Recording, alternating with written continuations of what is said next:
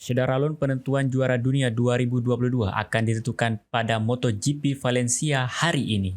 Balapan akan berlangsung di sirkuit Ricardo Tormo malam nanti Minggu 6 November 2022 pada pukul 20 waktu Indonesia Barat.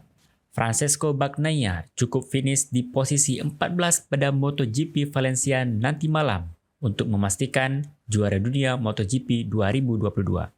Pembalap asal Italia ini berada di puncak klasemen sementara MotoGP 2022 dengan 258 poin. Sedangkan di bawahnya ada Fabio Quartararo dengan 235 poin dan Alexis Espargaro dengan 212 poin.